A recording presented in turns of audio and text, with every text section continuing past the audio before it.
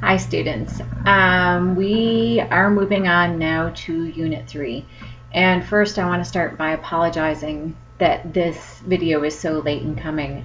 My household has been struck by the flu for the past 2 weeks. I'm sure you all have heard it's going around. So I really haven't had an opportunity to record this until now. But in any case, the module has been up, the PowerPoints have been up, the quizzes have been up, so at least you could be going with this. So right now we're still in the 19th century with Latin America, entering into a period of a bit more stability. It wasn't the most stable place in the world, and you'll see some places like Mexico were really beset by turmoil still. But it was a period in which they were looking towards more development, and they were figuring out their political systems, and so had a bit more stability in terms of politics. They had development of new industries and technologies that would aid them in creating stability. The expansion of telegraph lines and of railroads throughout Latin America that would help governments keep their countries stable, keep their border areas safe and secure, and would help to transport their exports and their goods. You would in this time period see the growth of cities, partially from the expansion of technology, but also because of the expansion of immigration in this time period. The mid to late 19th century was a period of great immigration to Latin America. We don't tend to think of that. When we think of Latin America, we tend to think of people who immigrate from Latin America. We don't really reflect upon why so many immigrants went to Latin American countries in the 19th century.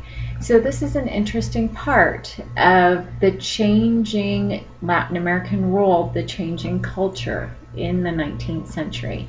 So we're going to be looking at, as I said, a little bit of stability and growth.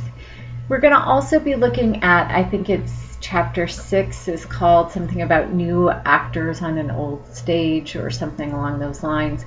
So we're going to be looking at the new social classes, the development of a true working class, and also the development of a middle class.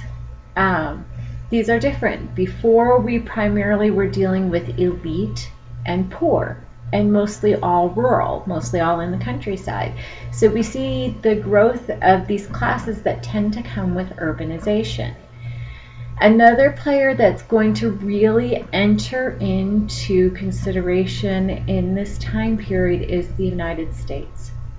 Now, this is the time period when I always feel the need to make a disclaimer for the book, and for some of my PowerPoints and some of the handouts we'll be going through in the next few weeks of the semester. Because inevitably somebody is going to wonder or ask or make a statement about the book seems really anti-American or really anti-US. And why are there so many negative images in the PowerPoints? And I'm going to tell you straight out, there is not an anti-US feeling to this. I certainly am not anti-US. I am very proud to be from this country. I love the freedoms that we have.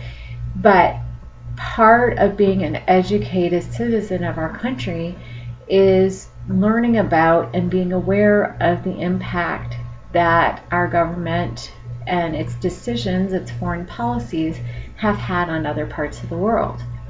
I know one of the authors of the textbook, so I can tell you wholeheartedly that she feels the same way. She is very, very proud to be from this country and to live here, but again, she feels the need to have students be able to recognize our impact on Latin America. And unfortunately, beginning in the late 19th century and through the 20th century, much of that impact was a more negative impact. It benefited the United States. We had great benefits in terms of products that we got from Latin America, and many of the foreign policies that we developed towards Latin America were developed in the name of our national security, so the national security of the United States. Unfortunately, the actions that our government often took in upholding those foreign policies, or you might say in the name of those foreign policies, in the name of national security, were extremely detrimental in Latin America and caused a great deal of violence and turmoil and poverty in the region. So what we are doing here now is trying to just create an awareness of this. It's not to create negativity towards the United States. It's not to create some sort of feeling that we need to go out and, do something about this. It's more just that you're aware of the role that our country has played in the history of the region that we're studying.